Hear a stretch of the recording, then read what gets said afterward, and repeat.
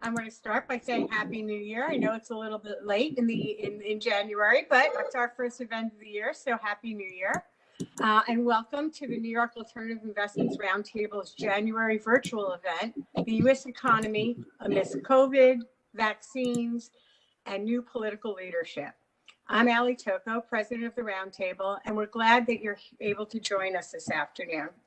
First off, I'd like to take a minute to thank the Roundtable sponsors. We are thankful for continued support of such a wonderful group of actively involved sponsors from within the industry, and you can see their logos on the screen. And just to kick off, I'd like to start with a few logistical issues. I'm sure you all are aware of the chat feature, but we'd like to use it today. You can chat amongst the guests, or you can send a question directly to Jim, and he'll be able to undertake answering that as we go on. So we please encourage you to use it. And now let me introduce Jim O'Sullivan. Today's speaker is Jim O'Sullivan, Chief U.S. Macro Strategist for TD Securities, who will discuss the U.S. outlook in the wake of recent events, from the change in control of Congress to ongoing developments on the COVID front to everything. In his role at TD Securities, Jim is responsible for forecasting and analyzing U.S. macroeconomic developments and policy actions driving financial markets. He has been named by MarketWatch as the best high-frequency economic forecaster in America and has earned MarketWatch's Forecaster of the Year award for 12 of the 16 years since it was created. A ranking determined by his accuracy in projecting U.S. economic indicators. Prior to joining TD Securities, he was the chief U.S. economist for independent economics research firm, High Frequency Economics. Before that, he worked as an economist at UBS, MF Global, and JP Morgan, where he wrote the U.S. section of the firm's flagship publication, Global Data Watch. He holds an MA in economics from Queen's University in Kingston, Ontario, and a BA in economics from Trinity College in Dublin, where he was named a scholar of the university. And now, without further ado, I'd like to hand things over to Jim. Okay, thank you, Ali, and hello, everybody. So I'm happy to spend much of the next maybe 50 minutes or so talking about whatever you want to talk about in terms of the U.S. economy.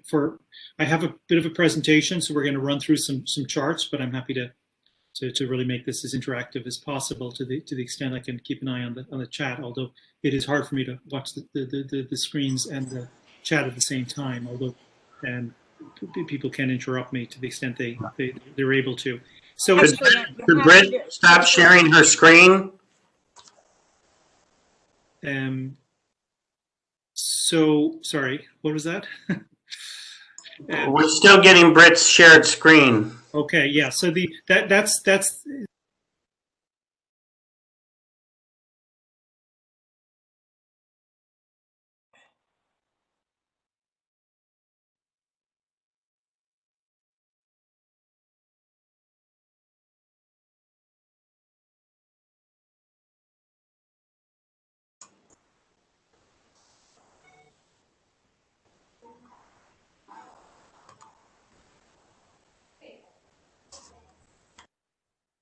okay. So everybody was muted there. I guess I'm back. Okay, so I think everything's working now. So I think so. People can hear me, right? And people can see me? Hopefully, yes. Okay, there we are. So again, my role is to kind of forecast and analyze the macroeconomic developments that drive markets rather than markets per se. So I'm not the strategist that predicts the S&P 500 or specifically what happens to bond yields, but obviously what happens to the economy and policy, fiscal policy, monetary policy, all that obviously feeds into markets. So I'm going to be talking more from the macro perspective rather than really giving you a point estimate of what the S&P 500 is going to do, or certainly not any individual stock. And by the way, welcome to all who have joined. I mean, I gather this is being recorded as well, so some might watch replay later. I realize there's a lot of competition today. Janet Yellen, I was watching myself. Her confirmation hearing obviously is today, and it's still going on. So I could understand how people might want to watch that. I gather that another organization has has large summers on head-to-head right now at noon as well. Another money marketeers, which I'm actually a governor of, has Mervyn King on at 1 o'clock. So there's a lot of competition today. So thank you for those who've joined live, and thanks for those who watch on replay later. In any event, I want to just talk about some of the issues broadly from a macro perspective. And I'm going to start with number 4, page number 4. And this is obviously the story of the US economy right now. It's all about COVID. So Britt, if you can go to the next page, number 4, yes, so COVID. Obviously this is still ongoing. The kind of the light at the end of the tunnel, as it were, and certainly this is driving optimism in financial markets, is the vaccines. And clearly the vaccine process has started, and give it a few months, and the hope is that the economy starts to grow fairly strongly again. As of now, the COVID numbers don't look very good. Obviously we've had a couple of these waves, and there's been another big increase in the last month or so. And it looks like, if you look at the chart on the left, the red line has come down a little bit in the last week. So to the extent we got this post-Christmas and New Year's get-together surge over the last several weeks, that might have run its course, and that might be starting to come down. Obviously, these levels are very high. You look at the death rates, the hospitalization rates on the right, and they're much higher than they were earlier in last year, when, of course, it was very much concentrated in the New York area, but it's much more national at this point. And so again, there is hope that give it a couple of months, the vaccines are going to kick in more and more, but there is the fear that in the next month, 2 months, that we could get another wave. I don't have a specific forecast for you on COVID, but obviously you see what's happened in the UK, in Ireland in particular, in Europe over the last month plus. And obviously there's a lot of talk about the UK variant, there's a Brazil variant, there's a South Africa variant. So there is certainly a good chance, I would say, that we see these numbers in the US come down over the next couple of weeks, as kind of we had the surge related to Christmas and New Year's Day, the holidays, but we get another wave actually before we get a proper decline. So I think this is still with us very much. And while there is light at the end of the tunnel from vaccines, we are still living and dying, unfortunately, with COVID. And if we go to the next page, on page number 5, in terms of the economic effects, obviously you look at the chart on the left with payrolls, there was a massive plunge back in March and April of last year. Payrolls, employment fell 22 million in 2 months. We'd never seen anything like that, of course. Now, in the next several months, basically, since then, we've regained about 12 million jobs. So there's about a 22 million plunge. There's been a pretty strong rebound, 12 million, but the net of it is still down 10 million. It's still a pretty big decline in employment as of now. Plus, the latest momentum has been pretty weak. The December employment report was negative. So it does look like we're going through a double dip to some extent. We're not repeating what we saw back in March and April, but if anything, numbers have started to look negative again with this latest COVID wave. COVID restrictions, well, the COVID restrictions are nowhere near as severe as they were back in March and April, and we are seeing some negative effects. And again, we saw a negative payroll number for December. We've seen jobless claims, the chart on the right, start to drift up again. And we, of course, saw a negative retail sales report last Friday as well. So we are going through a bit of a double dip pattern. Again, give it a few months. The hope is that we start growing again, potentially fairly rapidly. But we've got a long way to go. And if you go to the next page, page number 6, in terms of the unemployment rate, it is true that the unemployment rate's come down quite a bit. It went from 3.5% in February, which of course was quite low. It jumped to 14.7% in April, and then it's come down since then. So it's down to 6.7%. But the problem is, if you look at the chart on the right, hey George, that okay, man, okay, just plugging away and okay, we need to mute make the most of it. And Did the moderator just mute everyone? yeah, mute. I'll unmute myself. Just mute me again. Mute everybody. I'll unmute myself if necessary. Okay, looks like we're clear again. So the unemployment rate is 6.7% currently. But the problem is, if you look at the chart on the right, there's been a big drop in the participation rate. A lot of people haven't been actively looking for a job because of COVID. There have been some classification issues the Labor Department has been highlighting. When you adjust for those, the unemployment rate effectively is 10% right now on a like-for-like basis relative to the 3.5% we were at in February. And of course, the peak in the last cycle, which was a severe recession, was 10%. So this is still, again, it's consistent with the big net 10 million plunge in employment. We've got a long, long way to go relative to where we are. And the 6.7% unemployment rate does not capture that. Now, if we go to the next page, in terms of one of the fallouts of COVID has certainly been on the inflation side, and this has been very important to the markets and to the Fed, of course. I mean, there have been pluses and minuses from COVID. We've seen pluses. Used vehicle prices have surged. That's the light blue line on the chart on the left. People have been trying to avoid mass transit and buying used cars instead. And also household furnishings, even we don't show it there, alcoholic beverage prices have picked up, demand has picked up. But on the weak side, of course, you've had a plunge in airfares, plunge in hotel rates, lodging away from home. There's been net slowing in rents. Now, the housing market has had mixed patterns, of course, in that there's been a net pickup in housing overall in terms of demand for home sales. And that's been one sector of the economy that's actually come out well ahead as a result of COVID. And home prices have accelerated a bit.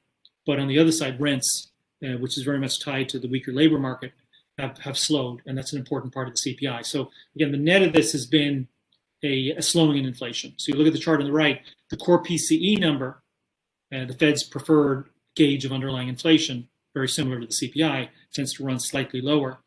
The core PCE number is running 1.4% year over year right now. And back in February, before this all started, that number was 1.9%. So again, there's been net slowing. COVID has been disinflationary so far, and we expect that to continue. But I'll come back to that in a minute. Now, on the next page, page number 8. Again, there's light at the end of the tunnel from vaccines, absolutely, and we agree. It's a long process. I mean, certainly the U.S. is doing better than a lot of European Union countries, behind the UK at this point.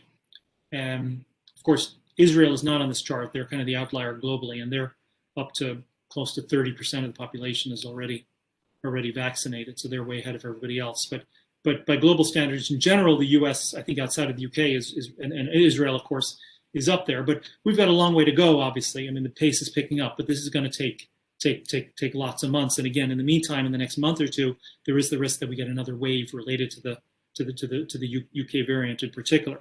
So, but again, it's a positive, but it's going to take some time as well, certainly in terms of as we get through the next couple of months. On the next page, on page 9, another positive, certainly in the near term, is fiscal stimulus. You can argue about long-term versus short-term effects in terms of fiscal stimulus, but it does look like, I mean, certainly there's been a lot of success with fiscal stimulus so far. There's no question that the recovery was more rapid than feared, including by us, if you go back to last April and May, with the help of the massive fiscal stimulus that's been put in place. The federal budget deficit went from $1 trillion in 2019 to just over $3 trillion in fiscal 2020. And there's no question that had an enormously positive effect in terms of the bounce in the economy, the strong GDP numbers, the strong employment numbers we saw for several months. And again, even with that, we've got a big hole that we're still digging ourselves out of, but the hole would be a lot bigger without that fiscal stimulus. Now, Congress just passed another $900 billion package in December. Last week, the president-elect proposed another $1.9 trillion. Now, after Georgia, with the Georgia Senate results swinging the Senate effectively to Democrat control, it's a 50-50 Senate, obviously, but with the vice president's tie-breaking vote, it becomes effectively a Democrat majority, and obviously Chuck Schumer, not Mitch McConnell, will be the majority leader, and that does give the Democrats power. And after the Georgia elections, we did change our forecast a bit. We did put in an assumption that there'll be another $800 billion stimulus package, near-term stimulus package passed in the next couple of months, on top of the $900 billion done in December. And now, last week, the Biden administration, to be the president-elect, proposed a $1.9 trillion package. Now, we've got $800 billion allowed there in terms of near-term stimulus. I would say the risk is that that might not be large enough, but that said, it's probably not too far off. They're going to have to slash that number pretty dramatically to get passage in Congress. And it does look like they're going to try to do it through regular business order, which means they need 60 votes in the Senate, not just 50 to get that passed. And they're going to have to compromise significantly on that. Now, I say that there's near-term stimulus coming. The Biden team is saying there's a second round coming as well They'll probably announce that later next month, and that'll be enacted over the course of the year. And that's more of a multi-year plan, more the longer-term campaign issues that were highlighted before the election, including clean energy, infrastructure, health insurance, education, but also some tax increases to pay for it, partly at least as well, upper income tax increases, corporate tax increases. I mean, chances are that the second package is going to have to be scaled down significantly as well, including on the tax side, not just the near-term stimulus package. But we do expect there will be another package ultimately, and they'll pass that through the so-called, a lot of it at least, through the so-called reconciliation process, which they can do with just a simple majority in the Senate. Now, there's negatives and positives with the reconciliation process as distinct from regular order of business in Congress. Again, a reconciliation bill can pass with a simple majority in the Senate without being filibustered. But there are limits in terms of what it can be used for. And a lot of this near-term stimulus package is for items, including state and local aid, that would not be eligible for a reconciliation bill. So again, we think there will be another near-term stimulus package, although the net of all this is that we're probably at peak fiscal stimulus at this point. Again, I mentioned that the deficit was just over 3 trillion, 3.1 trillion in fiscal 21. We're saying it's going to be 3.3 trillion in fiscal 2022. Sorry, 2020. Sorry, it was 3.1 trillion in fiscal 20. We're saying it'll be 3.3 trillion in fiscal 21, and then actually fade to 2.2 trillion, 2.3 trillion in fiscal 23. So we do think we're at the maximum on fiscal stimulus here. That to some extent the stimulus we're getting now is replacing the fading of fiscal stimulus from fiscal 2020. But nonetheless, there is obviously a lot of stimulus here in terms of boosting the economy in the near term, and that certainly is a plus for growth. And now moving on to the next page, in terms of thinking about again the pluses and the minuses, I mean we do expect the services parts of the economy, as the vaccines become more effective and the economy opens up some more, the service parts of the economy will have a lot of room to come back fairly strongly. I mean, you look as of November in this chart, the percent change from November, services are down, services consumption down 7.3%. Some parts of it even weaker, obviously, in terms of transportation and recreation, food services, eating and drinking establishments, etc. On the other side, you look at good spending in this chart, and good spending is up over 8% since February. There's been a net increase. A lot of this is with the help of the stimulus, but there's also been a shifting, basically, of how people have spent money from services to goods. And as we start to normalize the economy more with the help of vaccines and the service parts of the economy starts coming back more, then some of that money is going to come back from the goods side. So it's not quite simply, well, what if services goes back to where it was or more? It's not a net plus from that perspective. I think there will be a negative at the same time on the goods side, which again cautions against expecting the economy to suddenly get back to where it was later this year, certainly in terms of the labor market, in terms of the unemployment rate. We think it's going to be a while before we see the unemployment rate that we had before the crisis. Now, if we go to the next page, in terms of our forecast, these are our numbers. I mean, in GDP, again, we're looking for a little bit of a double-dip pattern in the very near term. Obviously, you look at the top line, GDP was minus 5%, minus 31%, first 2 quarters of the year. We got the strong bounce in the third quarter, up 33%, although that's an annualized rate from a lower level. So again, the net of that was still down about 3.5%, not annualized. The fourth quarter started reasonably positive, but again, as the fourth quarter proceeded, it slowed, and it looks like it's negative at the end of the quarter. Certainly for employment and retail sales, we got negative numbers for December. But nonetheless, the quarterly average is probably still positive, but not nearly as positive as it was in the third quarter. But with the momentum down as we ended Q4, and we expect that COVID's not going to disappear in the next month or two, that we've got first quarter as negative. So this is a bit of a double dip pattern. We are allowing for then a bounce back later with the help of vaccines, with the help of more stimulus. We're looking for relatively strong numbers by pre-COVID standards, plus 5%, plus 6.5%, plus 5% for Q2, Q3, Q4. So they're decent recovery numbers, but you look at the levels and you look at particularly for the unemployment rate, because there's been more weakness in the labor market than there's been in GDP. And the COVID recession has disproportionately hurt kind of below average wage, below average productivity jobs. So there's been more of a hit to employment than GDP. And certainly when you think about the Fed, their mandate relates very much to the labor market and inflation, not GDP and inflation. In any event, you look at the unemployment rate, and I mentioned right now we're at 6.7% unemployment rate, but it's really around 10% if you adjust for the drop in the participation rate and some classification issues. So as the labor market starts strengthening again, hopefully by the second quarter, we would expect the participation rate to start climbing again as people come back into the labor force, as COVID becomes less of a concern. So that will slow the decline in the unemployment rate, but we do think the net of it's still going to be a decline in the unemployment rate by the end of the year. We've got 5.8% by the end of this year for the unemployment rate. Again, that's still a lot higher than 3.5% we were at before the crisis. We've got 5% at the end of next year, which we think is disinflationary. And I'll come back to inflation in a minute. And there's a lot of pluses and minuses again, potentially there. But we think inflation stays very tame here, below the Fed's 2% goal, which keeps the Fed incredibly accommodative. And in turn, we think that's key to markets. Now, if we go to the next page, again, I'm moving a little bit outside of my expertise here when if I talk about P's and the like in the S&P 500. But just the chart on the right shows the forward PE, which is up around 22, 23 or so right now, which is high. I mean, obviously, historically, it's quite high, as you can see. It's not as high as we saw with the bubble back in 2000, but it's pretty high. And I showed the average there from 1989 to 2019 was 15.8. Now, to turn that into a kind of an earnings yield, you just turn it upside down and it expresses as a percent, just relative to 100 to be comparable to kind of to a bond yield. And if you've got a 22 PE, that's effectively a 4.5 or so earnings yield, 4.5% earnings yield, round numbers.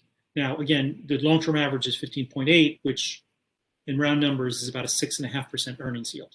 So we've gone basically from a 6.5% earnings yield down to a 4.5% earnings yield.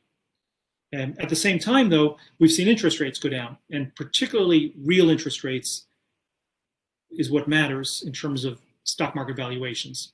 And you look at the chart on the left, and your 10-year Treasury yield, the nominal is the orange sort of number, and that, of course, is running a little over 1% right now. It's 1.1%.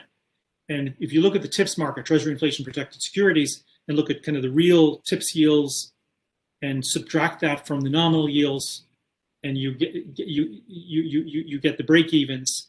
And right now, the real TIPS yield is minus 1%. So the market's pricing in negative real yields, so about minus 1% for real yields, whereas the longer-term average for that is over 2%. So again, there's been about a 2-point drop in real yields. And again, look at what's happened in the last month.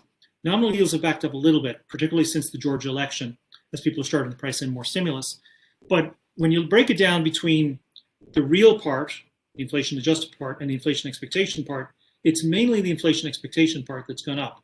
And you can see that in the dark line in that chart. So inflation break-even inflation compensation in the TIPS market has backed up a bit. And that's mainly what's happened with the backup in bond yields over the last month. And you look at the green line, the light green line, the real part has not gone up at all. And again, from a stock market valuation perspective, it's the real part that theoretically matters. If you can have higher inflation over time, and that boosts your bond yields, but it also boosts the longer term stream of profits. So theoretically, what really matters there is the real yield. So I would say, again, whatever your view is, if you're super optimistic on the equity market, and part of it is what you think about profits, and part of it should be what you are discounting with, particularly from a real yield perspective. If you're of the view that inflation is going to soar, and that's going to lead to Fed tightening, because the key there is the Fed tightening, not the inflation itself, and real yields start going up, because then that's a negative for the equity market. Now, personally, I think the Fed's going to stay on hold here for a long time. The Fed is not about to start tightening. I don't think inflation is picking up anytime soon in any significant way. That's a plus for the equity market. I guess I am a little skeptical nonetheless about the expectations for earnings. And I do think there's some risk about the Biden tax policies being a little bit of a negative as people start focusing on that part ultimately. But I do think from a real yield perspective, I think that stays pretty positive. When we go to the next page, yes, in terms of the Fed, again, the most critical, I think, for those real yields is expectations for when the Fed will start tightening. And there's tightening and there's tapering. There's a little bit of excitement if you're in the bond market last week with a couple of Fed officials starting to talk about tapering QE. Like right now, the Fed is at zero basically on the funds rate, and 0 to 0.25% on the funds rate, effectively the lower bound. And they're signaling there's no rush to change that anytime soon. In addition, on top of that, they're doing QE. They're buying 120 billion a month. They're adding 120 billion a month to their balance sheet through purchases of treasuries and mortgage-backed securities. And so the question then is, when does the timing of all this change? And if you look at their statement, on tightening itself in terms of raising the funds rate, and they've got in their statement, and they put this in back in September, the committee decided to keep target range at 0 to 0.25%, expects it will be appropriate to maintain this target range. So in other words, no tightening, no rate hike until basically 3 conditions. One, labor market conditions have reached levels consistent with the committee's assessment of maximum employment. It's a little vague, obviously. They're backing away from expressing a lot of confidence in what's full employment. And they're saying it's not necessarily just the unemployment rate they're looking at. They're looking at the participation rate and other factors too. But they're saying full employment is basically full 4%. That's their current best estimate of the full employment unemployment rate, about 4%. And again, we're a ways from that. But number one, but that of itself would not be enough. We need 2 more criteria. And number 2, inflation has risen to 2%. So we've hit 2%. And their preferred gauge there is the PCE number. And again, the core PCE number right now is running at 1.4%. So we're obviously well below that. It's come down from 1.9. And 3, this is a little vaguer, on track to moderately exceed 2% for some time. The Fed is embracing average inflation targeting. They're not just trying to get inflation back to 2%. They're saying that they've been undershooting the 2% goal ever since it was formally announced back in 2012. And they want to overshoot for a bit to kind of make it average out.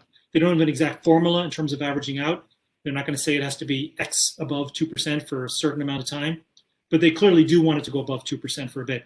And our read of Fed speak is that they probably will need to see a 2.5% number before they actually pull the trigger on raising rates. Now, that's on raising rates.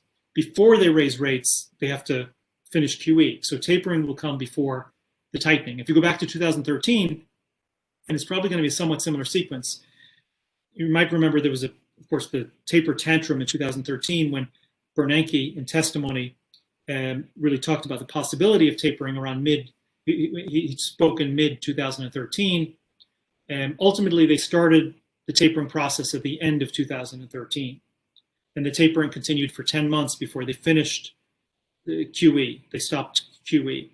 But then it was another year plus before they started tightening. So tapering started in December of 2013. The first rate hike was in December 2015. So it was about a 2-year spread, almost a year to kind of wind down QE, another year before they started tightening. We would expect it's going to be something similar. So certainly the tapering will come before the tightening. Now, they're saying for tapering, they'll continue at the current pace until substantial further progress has been made toward the committee's goals. Now, that's vague. It's not clear. But certainly it would imply that if core inflation is still 1.4%, they're not going to be tapering. And our call, at least at the end of 2021, is core PC inflation is still 1.4%. We've got it up to 1.7 at the end of 2022. At that point, that's probably enough progress. I don't think they have to get to 2% before they start tapering, but you clearly need to pick up an inflation first on a sustained basis, not just for a few months, base effects, et cetera. And I'll come back to that in a second. But ultimately, this is what's key. So if you've got a view that inflation is going to be up to 3% in 12 months' time, then clearly you will have a very different view of the sequence of Fed tightening. Our own view is that it's going to take a while, that potentially they're tapering at the end of 2023, beginning of 2023. So they announced at the end of 2022, they started at the beginning of 2023, and the first rate hike's not till 2025. It's a long way down the road. But obviously, what happens to inflation here is key. If we go to the next page, in terms of our forecast, again, it's got to be a sustained pickup in inflation. There is reason to think that some of the headline inflation numbers on a 12-month change basis will bounce in a couple months' time. And when the COVID started and the economy collapsed back in March and April, the inflation numbers plunged for a few months. We didn't just get slowing in inflation. We got outright declines, both headline because of energy, but even at the core level, because there was such a massive drop all at once in airfares and in hotel rates and other categories as well, apparel. And we saw this big drop in inflation. And those very weak numbers are going to drop out of the 12-month change from March, April, and May. So you're going to get this bounce in the inflation numbers from March, April, and May. But then what happened in 2020, after those 3 months, June, July, and August, there was actually a little bit of a bounce in the inflation numbers, and you'll drop them out of the 12-month change. So the pace will go back down. And so this all has to even out. Fed officials have made it very clear they're not going to react to a couple of months of base effect, exaggerated increase in inflation. They want to look at a sustained increase in the trend. And bottom line, our forecast, at least in 12 months' time, is the core PC is pretty much where we are right now. Core CPI tends to run a couple tenths higher than the PC. Right now, the core CPI is at 1.6% year over year. So we've got basically 1.7 at the end of next year. And likewise, with the core PC number, we've got 1.4 at the end of next year, similar to where we are now, and then drifting up a bit more in 2022. But at the end of the day, if there's one point I would drive home, it's the importance of inflation here, because inflation is so important for the Fed. Fed is so important for, I would say, real yields, and real yields, I think, are incredibly important to justify high PEs the way we have right now. Next page. And in terms of inflation, a lot of plus and minuses arguments on inflation. I mean, obviously, the story before the pandemic was that inflation was weaker than generally expected. There was a lot of talk about, hey, unemployment's down to 3.5%. We're still not getting any significant pickup in inflation. Maybe slack doesn't matter the way it used to. A lot of talk about the so-called Phillips curve being flat, the Nairo framework breaking down. I personally have not given up on slack. I do still think slack matters. It probably matters less than it used to. I am convinced that you go back to last February when the unemployment rate was 3.5% and core PC inflation was 1.9%. Had the unemployment rate been 6% instead of 3.5%, chances are that core inflation and inflation in general would have been a lot weaker than it was. So I am convinced that slack still plays a role, and there will be, in our forecast at least, still quite a bit of slack in the economy over the next 2 years, which really very much lessens the likelihood that you're going to get a significant and sustained increase in inflation, notwithstanding all the policy stimulus, monetary as well as fiscal. So we do think that slack will be an important driver of holding down inflation. If we go to the next page, again, for COVID specifically, obviously there have been plus and minuses, and some of those will reverse over the next year. Again, I mentioned earlier the chart on the left, things like used vehicle prices have clearly picked up. Again, household furnishings have picked up. People have been spending more on their homes, and they're stuck at home a lot more. And even, again, alcoholic beverages have actually picked up a bit. But you've got these other negatives, travel-related in particular, airfares, lodging away from home, which is hotels. And again, there's been slowing in rents, which is very important. Even though home prices have picked up a bit, look at the chart on the right, rents have slowed. So over the next year, we do expect the travel parts will bounce a bit. Not in the next 2 or 3 months, but ultimately, as the travel industry comes back, hopefully over the course of the year, with the help of vaccines, we should get a bounce in airfares and hotel rates. So that is a plus for inflation over the next year. But in the other direction, things like used cars have actually started to go the other way. In fact, the last 2 months, used car prices have started to weaken outright, and that's actually got a very big weight. It's a big weight in the CPI, and plus rents we expect will continue to slow. Again, rents are very much driven, I think, by what's happening in the labor market. And certainly, there's not a tight correlation between home prices and rents. Over time, there's a certain theoretical relationship there, but certainly in the near term, they can move very much in different directions. And we would also expect that the big jump in home prices probably starts to top out. It does look like the housing numbers have had a huge run over the last 6 months, but it looks like the home sales numbers have started to top out again.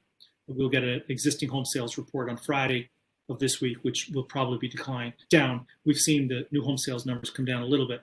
Again, we're not looking for the big jump in housing to be reversed with mortgage rates so low, and that makes housing pretty affordable. But we do think the big jump in housing is pretty much done at this point. And likewise, we would expect the home price numbers to probably tail off again over the next year. I realize there's a lot of kind of different parts within home prices as well. Obviously, the shift to the suburbs from the cities, but the net of this certainly has been a bit of a pickup in the home price numbers, and also the net of it has been slowing in rents at the same time. Now, going to the next page. Inflation expectations. As the role of slack seems to have declined over time as a driver of inflation, the relative importance of inflation expectations seems to have gone up. It's certainly gone up in terms of the importance for Fed policy. I mean, if you listen to Fed officials, increasingly they put more and more emphasis on inflation expectations. And we've seen this really over, I'd say, several regimes of the Fed, going from Greenspan to Bernanke to Powell to Yellen to Powell. We've seen, if anything, more and more emphasis on inflation expectations. The idea being that, to some extent, inflation expectations are self-fulfilling, that if enough people are expecting inflation to go up, that feeds into the price setting, wage setting process generally. Now, I mentioned earlier that a bit of a backup in nominal 10-year yields over the last couple of weeks since the Georgia elections has been very much in the inflation expectation part of that market. And again, the chart on the right is the 10-year break-even rate. You can see that's bounced a bit. Overall, though, inflation expectations don't seem to have changed very much. And even the rise in the TIPS break-even at 2.1% right now, that's really not all that different from the average over the last decade. That number has averaged 1.94% over the last decade. So it's really not all that different. And it also tends to be very volatile. It gets bounced around a lot by, we would argue, not just pure inflation expectations, but there's risk premiums that drive that as well. And meanwhile, the Fed officials generally emphasize, if anything more, the importance of so-called survey-based inflation expectation measures as distinct from market-based. And you look at the chart on the left, there's a lot of these different surveys, including the Michigan number that comes out every month. The Fed staffers recently put out this common inflation expectations index where they pulled together a whole bunch of inflation expectation measures and into an equation and try to map that to a longer term inflation expectation series. And they didn't publish recent data, although we've simulated what they've done. And you can see based on our calculations that broadly inflation expectation measures are very tame. So again, if enough people start thinking because of the massive budget deficit, because of the dovish Fed, that inflation is going to take off, and there are always people, including some smart people, who say that. That was also true, you might recall, back in 2009, 2010, when the Fed embarked on QE for the first time. A lot of people thought that this was going to lead to massive inflation. It didn't. I would say it's not going to happen this time either. I mean, ultimately, there are the seeds potentially of inflation if the economy ultimately overheats. But if we're still got a 5-6% unemployment rate, inflation expectations are staying pretty tame, I just don't think inflation is going to suddenly pick up. But again, I would emphasize that is key to what happens in financial markets, and we could be wrong. Just moving ahead, and I'm almost done here. We'll open up to questions. I haven't noticed whether there's questions or not. There may be. I haven't been focusing on the chat. Sorry. But on the next page, in terms of Biden's plan, again, he's proposed a near-term stimulus package, and separate from that, there's going to be a multi-year second-round proposal. It sounds like he's going to unveil it around the time of his address to Congress, what normally is a State of the Union address, but with the new president, it's not technically called the State of the Union address. But when he addresses Congress next month, he will be unveiling his longer-term package, which is more about the issues that he campaigned on. Again, infrastructure, clean energy, education, health insurance. And there was no simple summary of his plan during the campaign. And there's potentially some double counting on things like infrastructure and clean energy. But it looks like he was proposing at least $6 trillion in spending over 10 years. Now that's over 10 years, not all in 2022 or 2021, but as much as $6 trillion over 10 years.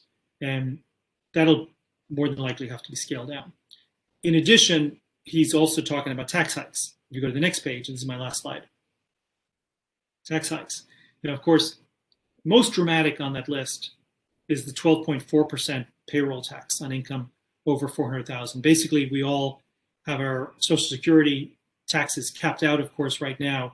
You only pay that tax on 6.2% employer, 6.2% employee, up to $135,000, $140,000 a year, and then you stop paying that tax. And the Biden campaign would say that it's applied fully on all income above 400,000. So if you're making 400,000, more than $400,000 a year, you've suddenly had 12.4% between the employer part and the employee part added to your marginal tax rate, which would be pretty dramatic, obviously. On top of that, there's the increase in individual taxes. Talk about reversing the Trump tax cuts. Of course, the upper tax rate went from 39.6% to 37%. So he's talking about reversing that for people over $400,000. Treating capital gains as regular income for people making more than $1 million a year. Corporate tax increases. The Trump tax bill had the corporate tax rate going from 35% to 21%. His platform at least had that going back to 28%. Some other base broadening measures there as well. So those are the proposals that were out there in the campaign, about $4 trillion over 10 years. Again, that's going to have to be scaled down, particularly with just 50 Democratic senators. Even with reconciliation, they're not going to get that package through. I mean, certainly the payroll tax part, I don't think there's any chance of that happening whatsoever. But I would expect there will be some upper income tax increases. There will be some corporate tax increases, maybe not as much as here, but there will be some tax increases. And again, that's something to keep in mind as you make your judgments on where the S&P 500 should be. Because there certainly, I think, will be some corporate tax increases in there. I will stop there. Again, that's kind of a run through a lot of the issues from a macro perspective. I guess at this point, maybe we open it up to questions. And let's see, I guess I can start reading some of the questions here.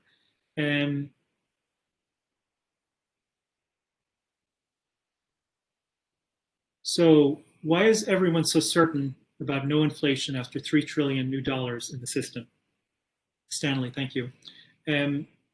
Yes, well, it's a question, again, in my model of the world, as it were, of inflation, I think the most important drivers are slack, it's basically the laws of supply and demand. And I do agree that inflation expectations are very important as well. Now, there can be a lot of other idiosyncratic factors.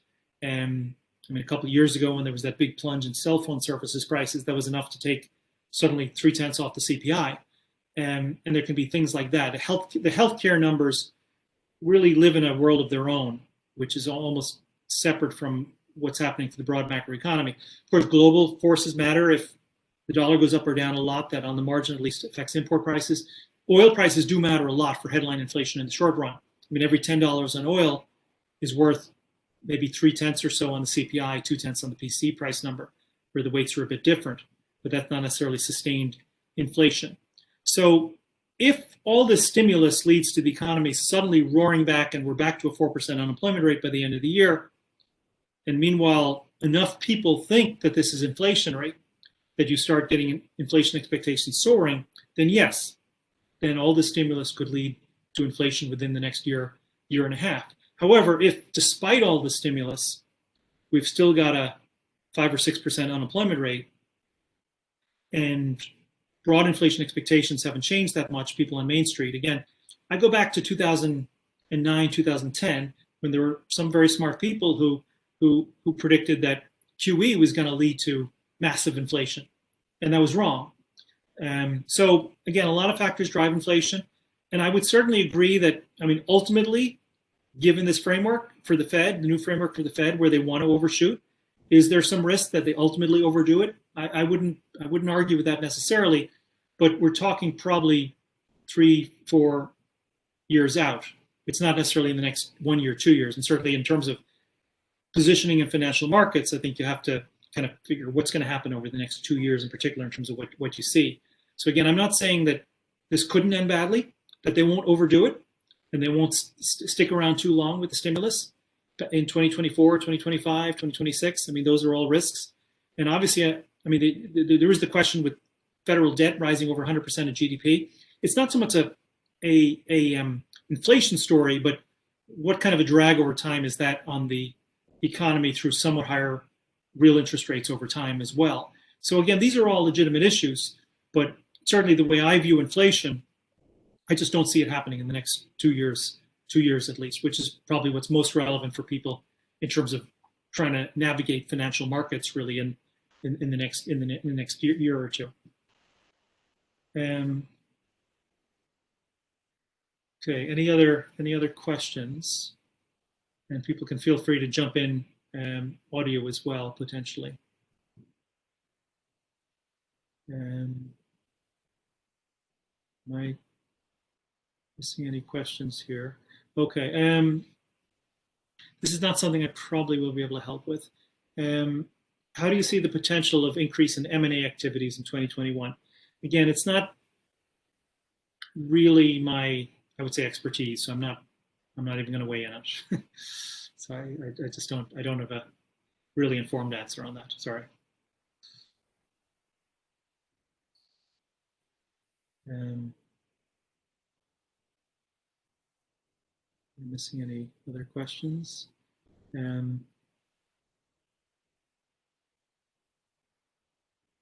Okay, if we don't see any other questions, Okay, here's another one. Let's see. okay, good.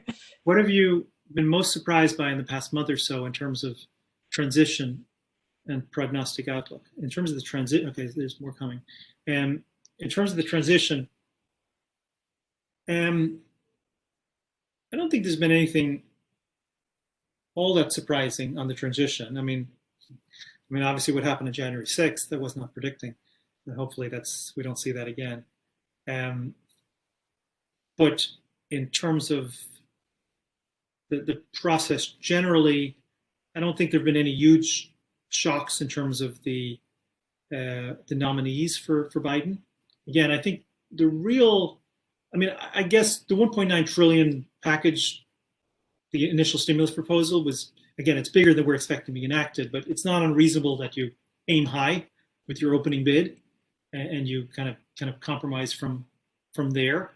It will be very interesting, I would say, to see how faithful the Biden is to his original campaign in terms of the proposals for tax increases as well as spending increases. And also, I would say it'll be interesting with Yellen. I mean, Yellen, I think, is again, a fairly acceptable Treasury candidate for across the board for both sides.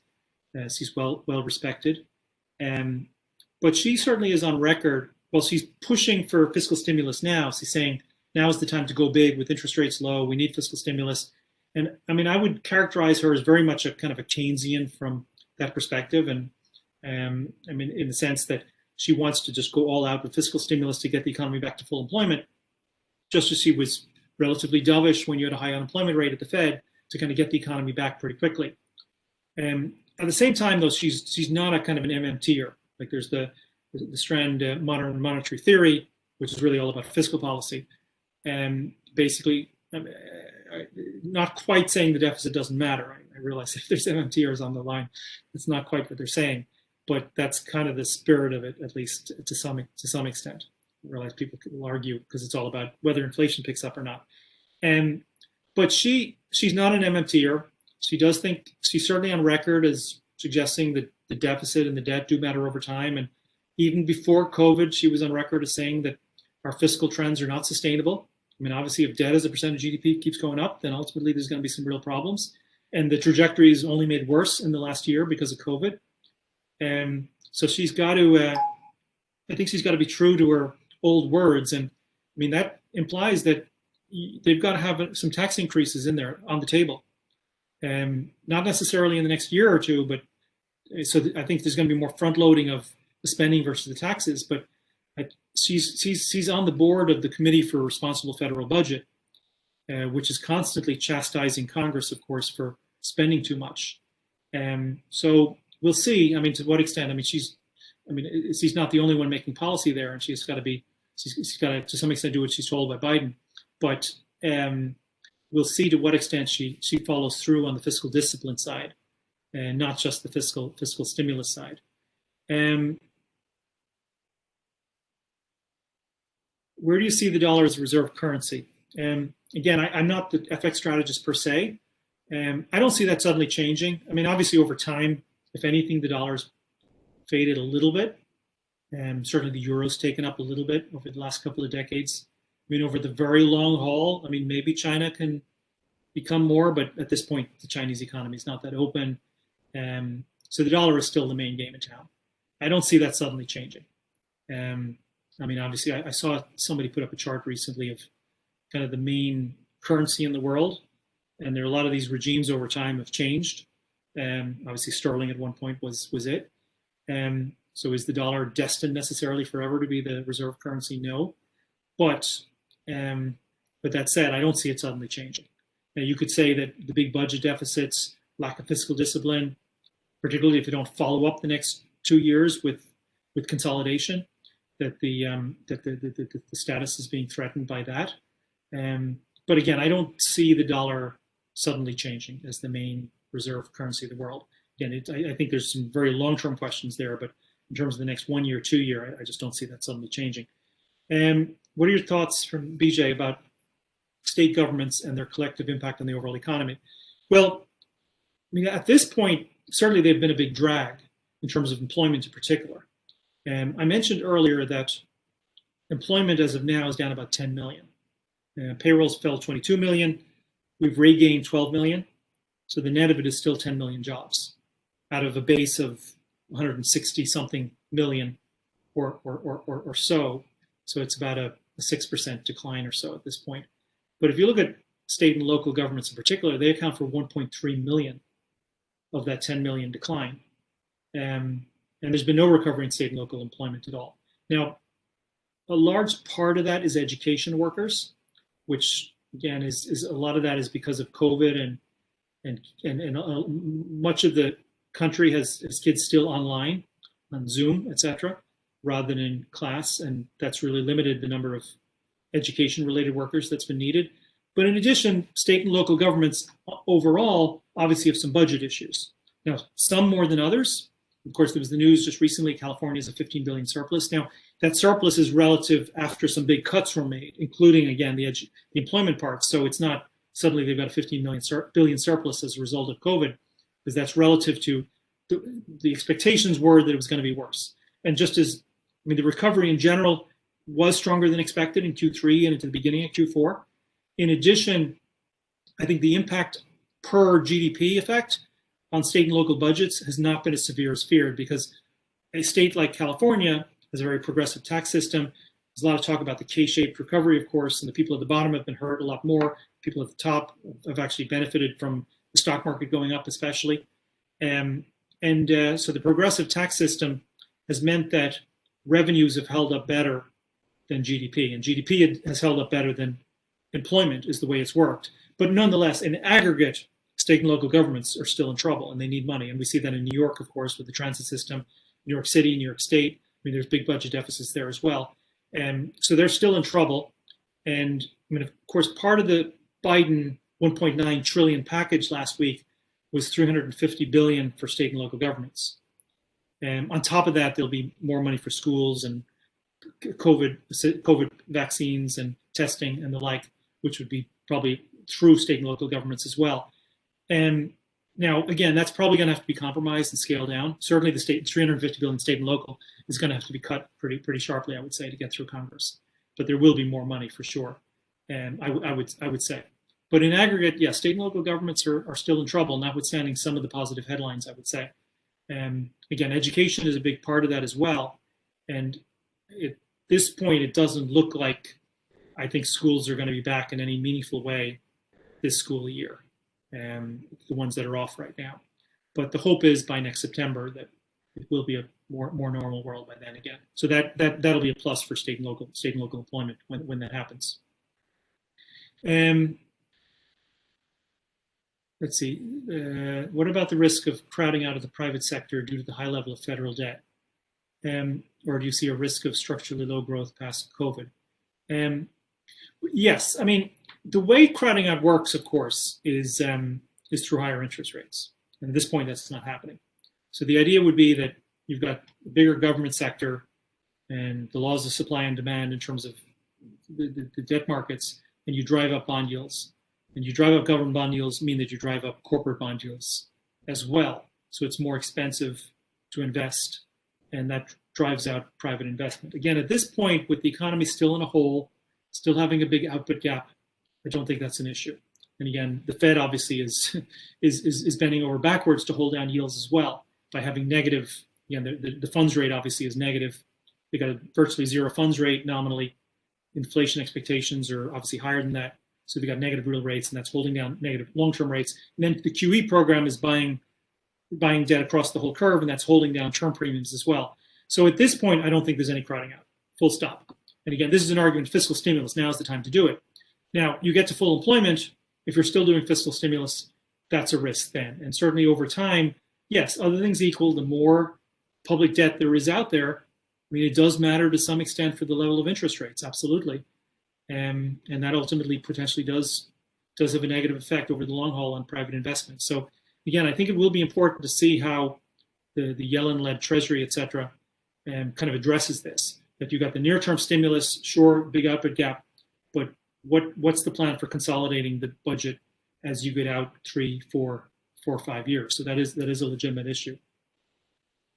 How are we doing here? It's almost 1 o'clock, and so maybe we're just about at the end here. And I see it looks like Ali is ready to jump in there as well. Actually, I don't hear you.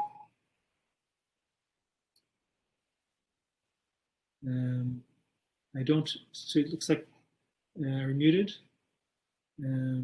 Yes, I don't have the power. I don't think I do. Okay, no, you didn't have the power, but Britt did, and she thankfully unmuted me, so thank you. And Jim, thank you for sharing your thoughts on the U.S. economy and what we can expect in the coming months and over the next few years. You've given us a lot to think about.